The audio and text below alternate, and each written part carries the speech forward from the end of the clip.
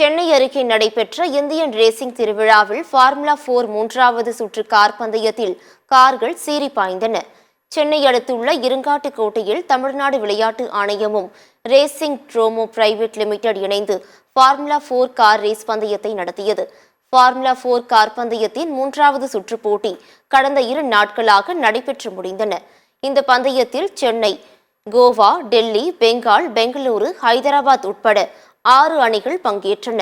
Indian car racing league இரட்டையர் பிரிவில் Chennai turbo Riders அணி இளம் வீரர் முகமது ரியான் அபார வெற்றி பெற்றார். அதனைத் தொடர்ந்து நடைபெற்ற ஃபார்முலா 4 பிரிவிலும் வெற்றி பெற்ற வீரர்களுக்கு புள்ளி பட்டியலின் அடிப்படையில் சிறந்த அணிக்கான கோப்பைகள் வழங்கப்பட்டன.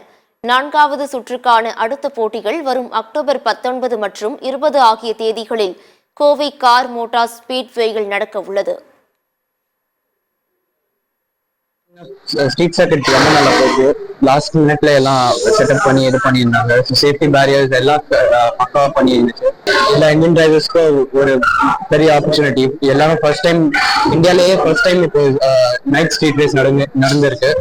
ஸோ இவ்வளோ பெரிய ஈவெண்ட் வேர்ல்டு பார்த்தீங்கன்னா தேர்ட் நைட் ரேஸ் இது ஆக்சுவலா.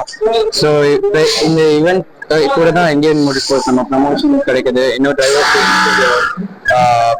என்ன சொல்றது, இன்னும் கொஞ்சம் வியூவர்ஷிப் கிடைக்குது. ஸோ டெஃபினெட்லி பெரிய விஷயம்.